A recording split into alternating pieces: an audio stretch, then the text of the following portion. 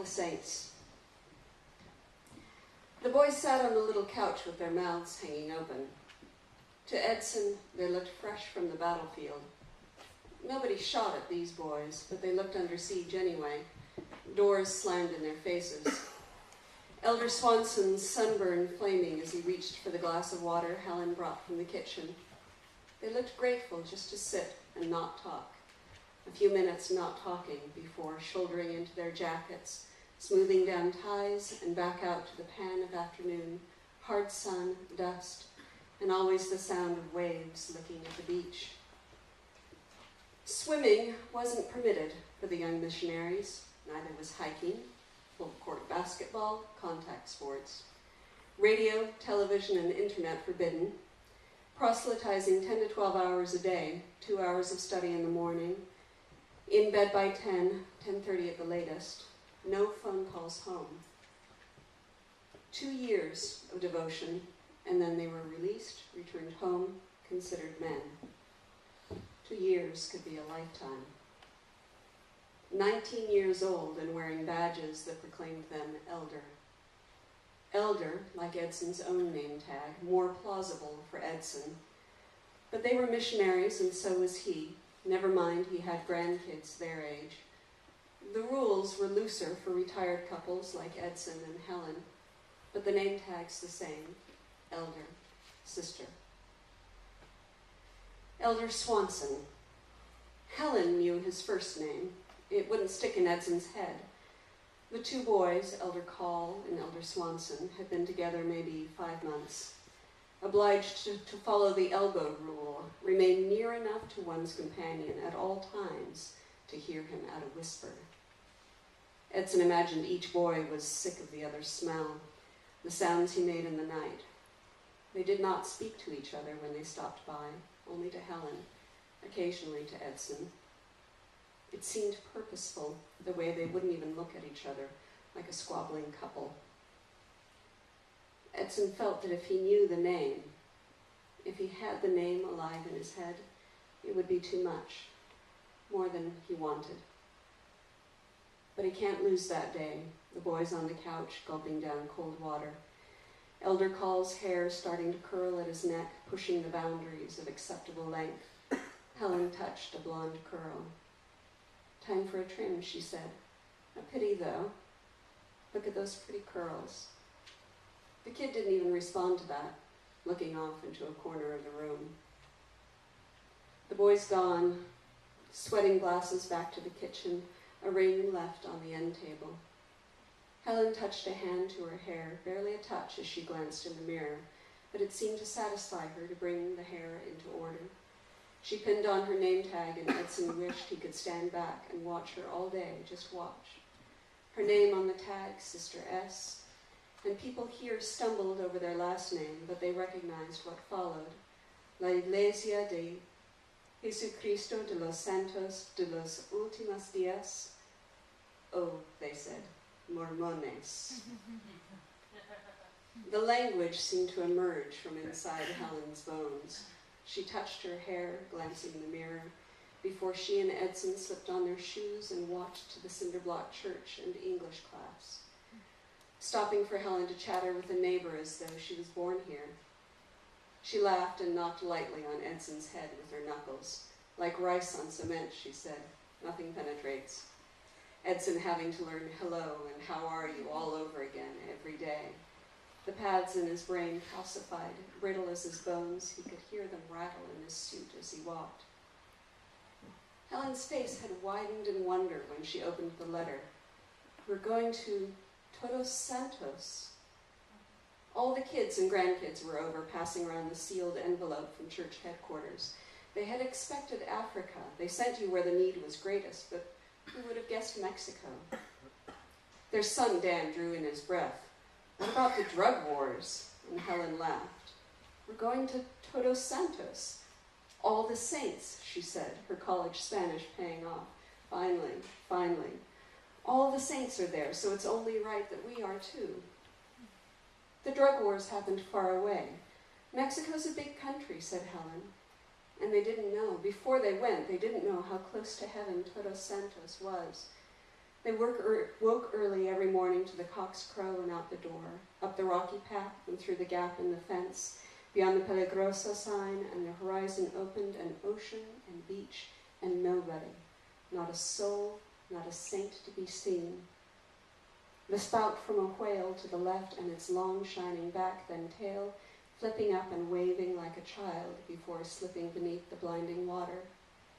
Edson looked and looked until he could see the earth's curve, his ears blasted with waves and silence, Helen's white hair alive in the wind, Helen and whales, egrets, pelicans, Helen and Helen and Helen. Edson wanted to drink in his salt-blasted wife, taste the sea on her skin, and wash the dust from her feet. Ocean, then, and dirt roads, and desert, and the boys, the missionaries, the young boys from Provo and Rexburg in their short sleevers and ties. The boys at 19, like and unlike their son 20 years ago. Helen, the mother they left behind, ready with a glass of water and a snack, and her shoulders as wide as the world. Elder Swanson and Elder Call. Helen knew their first names, and the names of their siblings and their parents and the girlfriends left behind. Edson stuck close by Helen walking down the road, the dirt clinging to his black shoes, and how ridiculous. Black dress shoes on dirt roads, skinny dogs with swinging teats barking half-heartedly as they passed. The church just a square of cinder block at the corner of two unnamed roads. The church building an English class, that endless day. Helen patient at the front, Edson unsure why he was needed, sitting with his elbows on his knees, a class full of all sorts, adults and 4 or 5 kids from the neighborhood.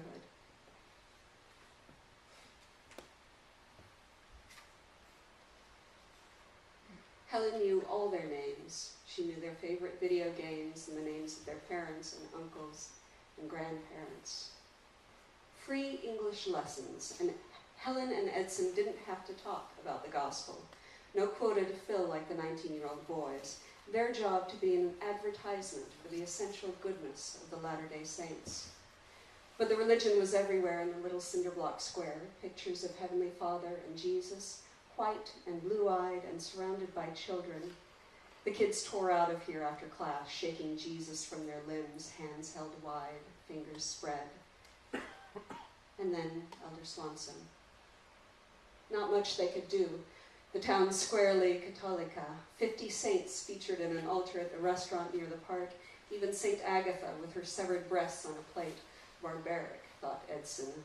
But what can you do? People love a story. Elder Swanson. Helen knew his first name, but it was slippery for Edson, like the language. And after he didn't want to know. That day, like the day before, and the day before that, the day when they sat on the couch like stunned beetles, trying to convert Catholics. Ridiculous. Silly as black dress shoes in this dust and salt. Helen brought them water, and then they went back out into it like any other day. Nobody shot at them. This wasn't drug wars, Mexico. All the same, all the same, all the same. Elder Swanson's body was found on the other side of the park. The mission president on his way, but Edson called in by the police. Helen beside him translating. They were shown to a room in the back. Not even a gurney or a table, someone's desk, and the boy diagonally across it to support his head. The boy emptied out, mouth open, not shot, but enough. One side of his face smashed. The eyes shifted violently over to the side of his head. Edson imagined his soul escaping through the mouth, that dent in his head and his soul rushing out. Not going home to Colorado Springs or Meridian or wherever he was from. Elder Swanson dead, and Elder Call missing. They were kids, 20 at most. What did they know? Kids from places where people said hello when you passed them on the street. People here say hello, said Helen. If you talked to them, you would know. If you could speak the language, she'd said. You see the face light up, she said, when we pass. Watch the face when I say Buenas tardes. She said this before she knew. Before, she saw him on the desk, and after. It's a sharp line. Helen before and Helen after. In that back room, the boy laid across someone's desk. Something was born inside her. A glow started up. It moved from her chest to her face. Helen in righteous anger. Helen aflame. 63 years old, and she had never been so beautiful. It could be anyone, said Edson, a tourist. Helen shook her head at him. Of course not. The drug war was here. It had found them, found their little paradise. Murder, kidnapping. No mistake. We can still do something, said Helen. It's not too late. Should we abandon Elder Call, she said. Edson had only suggested that they go home. Their own house, fresh milk and carpet and a toilet that flushed with conviction. Play with the grandkids.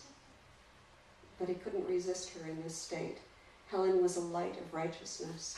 Edson looked at her in the shadow of his own guilt, of all his sins pressed down on his heart. She was ready to take up a sword and cleave the country in two to find the murderer, the kidnapper. She would have done it, too. Edson was sure. But the call came from the mission president that night. They'd found Elder Call, sitting beside the highway, staring out into the desert, blood crusted on his hands, on the rock he held. Edson asked why. The mission president was quiet on the phone. He won't speak, he said finally. You tell me, he said. His voice squeezed out from the dark. Helen locked herself in the bathroom while Edson packed. The bags neat beside the door, Edson dozed until a rooster screeched morning. The bathroom door still locked. He knocked on the door and heard her behind it, her body shifting. The bags are ready, he said. We're going home. She didn't speak. Edson heard her breathing just on the other side of the door. He put his face to the wood, tried to feel her warmth. Edson carried the bags out to the car, packed them inside. When he came back in, Helen was dressed, sitting on the little couch where Elder Swanson had been. The water ring had dried, leaving a stain. She had on her pleasant face, but Edson didn't believe in it. He jingled the keys from his pocket, Helen fussing with her purse, but then she looked up, face naked, panicked. She shook her head and turned up the road to the beach. Edson followed. What else could he do? Helen breathing hard on the path, hand reaching blindly. She stumbled, knee coming down hard on the rock, and he put his hands on her shoulders, but she slapped them away, down the slope and over the dune until she stood at the water, her shoes still on and sinking into wet sand, her face bare to the waves.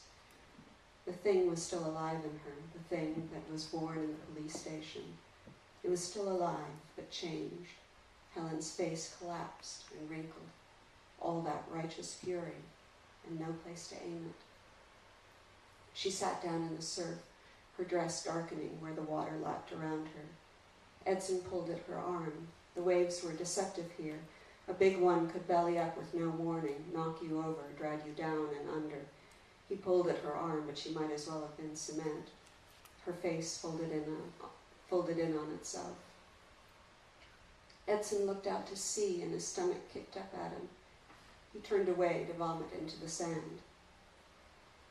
We're a contaminant, said Helen, her voice coming from miles away, across desert and ocean. Such presumption, she said.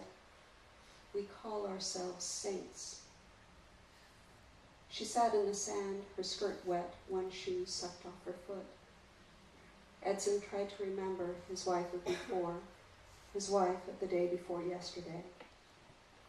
Edson crouched beside her, looking out to the dark water. Maybe some revelation was near. If he was quiet, he could hear it.